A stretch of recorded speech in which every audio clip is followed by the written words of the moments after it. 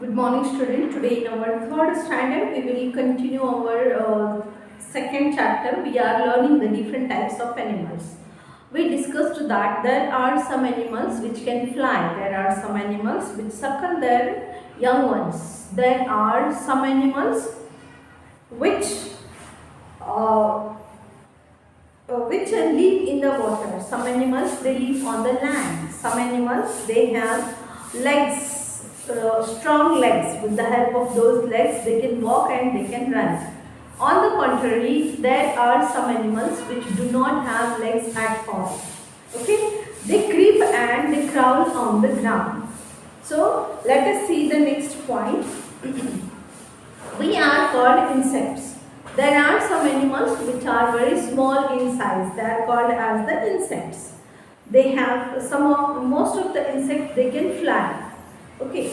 Butterflies have wings too, but we don't call them birds. They are insects. They are smaller than birds. Besides, they have 6 legs. So, what is difference between bird and insect? So, we know that birds they are bigger and insect they are very small in size. They are delicate, that are called as the insects. They are butterflies, houseflies, mosquitoes, they are cockroaches, they are called as the insects. They are insects, they are smaller than birds. Besides, they have 6 legs. क्या फर्क होता है bird में और insect में?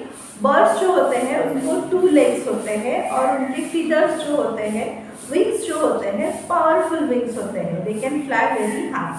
On the contrary, insects are comparatively small. Insect जो होते हैं वो स्मॉल होते हैं और इंसेक्ट्स को 6 लॉन्ग लेग्स होते हैं. सभी इंसेक्ट, चाहे वो कॉकरोच है, बटरफ्लाई है, हाउस फ्लाई है, मस्किटोज है.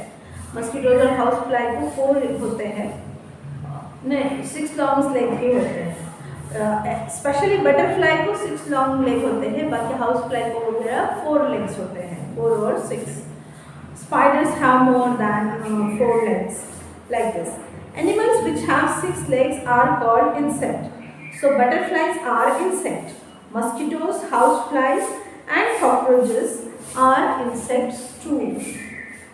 सिर्फ बटरफ्लाइज ही नहीं, बटरफ्लाइज के साथ साथ हाउसफ्लाइज. हाउसफ्लाई मतलब पता है, हाउसफ्लाई मतलब जो घर में मक्खियाँ आती है. अभी तो कुछ भी बनाते हैं हम घर में. स्पेशली देखो जब मैंगो सीजन होता है, तो मैंगो सीजन में तुमने देखा होगा, मैंगो सीजन में या रेनी सीजन में भी हाउस फ्लाइज, बहुत सारे हाउस फ्लाइज आ जाते हैं हमारे घर में. सो ये जो हाउस फ्लाई होती है वो घर में ही ज़्यादा करके घर पर जो फूड वगैरह होता है तो उसके ऊपर वो सेटल होते हैं और अपना फूड जो है वो सकल कर लेते हैं, खा लेते हैं. So they are called as the house flies. मतलब जनरली जो फ्लाइज होते हैं, कुछ फ्लाइज ऐसे होते हैं जो सिर्फ और सिर्फ फ्लावर्स पर या फिर ट्रीज पर ही होते हैं. और ये जो हाउस फ्लाई होते हैं वो मोस्टली घर और घर के आजू बाजू में हमें दिखाई देते हैं. वहाँ के फूड पर सेटल होते हैं, वहाँ के डिकम्पोजिंग मटेरियल पर सेटल होते हैं, इसलिए उनको हाउस फ्लाई कहा जाता है. So mosquitoes, house flies, cockroaches, ants, caterpillars, butterflies, these all are called as insects. Do you know, one more point is given here, bats have wings but they don't have feathers on their body.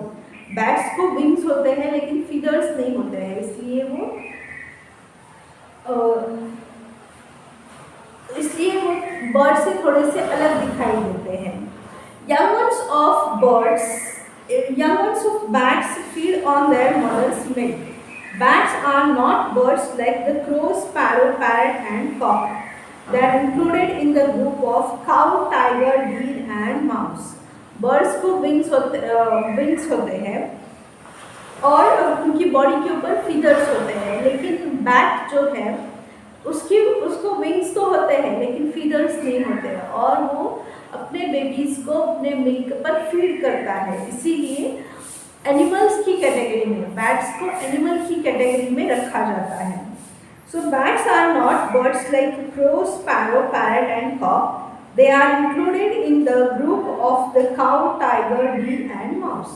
उनको भी animal कहा जाता है, भले उसको wings है लेकिन वो उड़ता भी है, लेकिन वो अपने बेबी को फीड करता है, इसीलिए उनको एनिमल्स की कैटेगरी में रखा गया है.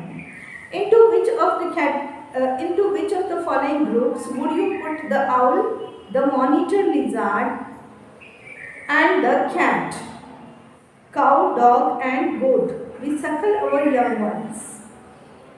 ये जो कौन से एनिमल्स यहाँ पर दिए हैं, यहाँ पर 3 एनिमल्स दिए हैं, owl, monitor lizard and cat. Cat क्या करती है, अपने बेबीज को बर्थ देती है, अपने बेबीज को अपने मिल्क से फीड करती है, इसीलिए कैट जो है वो सकलिंग एनिमल्स में उसको हम पुट कर सकते हैं. मॉनिटर लिजार्ड, आउल जो है, owl can fly so it's a bird. Chameleons, house lizard and snake, they crawl. तो ये जो मॉनिटर लिजार्ड है वो भी क्राउल करती है, इसीलिए मॉनिटर लिजार्ड को भी हम कौन सी कैटेगरी में रख सकते हैं, मॉनिटर लिजार्ड को भी हम लिजार्ड की कैटेगरी में या क्राउलिंग एनिमल्स की कैटेगरी में रख सकते हैं. कैट जो है सकलिंग एनिमल है, आउल जो है वो फ्लाइंग एनिमल मतलब बर्ड है, और थर्ड वन है क्राउलिंग एनिमल मतलब जो क्राउल करते हैं, जिनके लेग्स, जिनके फिट जो होते हैं, लेग्स जो होते हैं पावरफुल नहीं होते हैं, इसीलिए वो क्राउल करते हैं. So monitor lizard can be kept in this category और in this group. This was all about a few animals we are familiar with, but there are many more animals in the world. ये तो थोड़े animals के बारे में हमने पढ़ा, लेकिन बहुत सारे ऐसे एनिमल्स हैं, सारी दुनिया में बहुत सारे एनिमल्स हैं जिनके बारे में अगर हमें जानना है तो उनकी ग्रुप वाइज हमें जानना पड़ेगा, क्योंकि nearly 87 million varieties of living organisms are found. कितने? 87 मिलियंस. इतने ज़्यादा लिविंग ऑर्गेनिजम्स के टाइप्स हैं, उन सबको हम एक एक पर्सनली नहीं स्टडी कर सकते. There are a lot of differences in the colors, shapes and sizes of animals. There are differences in the ways they move and the places they live in. These differences that we see among animals give rise to a lot of variety in animals. तो ये जो animals है, ये सारे animals अलग अलग colour के हैं, अलग अलग शेप के हैं, अलग अलग साइज के हैं. Okay, these differences that we see among animals give rise to a lot of variety in animals. The number of animals that live in the sea is also very large. सिर्फ ज़मीन पर रहने वाले ही नहीं, ocean में भी रहने वाले, सी में रहने वाले, वाटर में रहने वाले भी बहुत सारे एनिमल्स हैं. बहुत एनिमल्स हैं जो लैंड पर रहते हैं, बहुत सारे एनिमल्स हैं जो वाटर में रहते हैं, बहुत सारे एनिमल्स हैं जो फ्लाई कर सकते हैं, मतलब वो बर्ड्स हैं, ट्रीज पर रहते हैं. It is very interesting to learn about all such animals. Do try to find out more about them when you are older. तो जैसे तुम बड़े होते जाओगे, तो जैसे जैसे तुम बड़े होगे वैसे वैसे तुम्हें इन एनिमल्स के बारे में और भी ज़्यादा इंफॉर्मेशन मिलती जाएगी, या तुम इनके बारे में और ज़्यादा इंफॉर्मेशन, डिटेल इंफॉर्मेशन तुम्हें तुम्हारे पढ़ाई में ही तुम्हें मिल सकती है. Okay, so here we have completed about this chapter. What we have studied in this chapter, once I will repeat this all. Different animals are found in the air, on the ground and in water. There are differences in the colors, shapes and sizes of animals and also in the ways they move.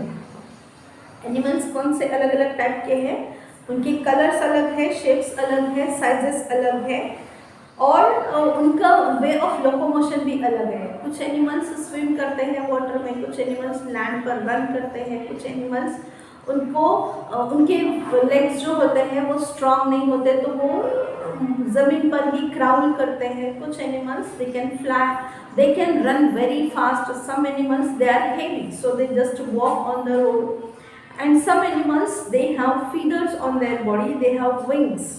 That is why they can fly. Flying animals, they are called as birds. So in this way there are different varieties of animals. Some animals are a nuisance for us. कुछ एनिमल्स जो है वो हमारे लिए nuisance है. Nuisance in the sense कुछ useful नहीं है, उल्टा हमें नुकसान करते हैं. We find some animals useful, we keep such animals. और कुछ एनिमल्स ऐसे हैं जो हमारे लिए यूजफुल है और हम उन्हें अपने साथ अपने घरों में रखते हैं. Scientist classify animals according to certain important characteristics. और हम लोग सिंपली कैसे उसके कलर के हिसाब से या फिर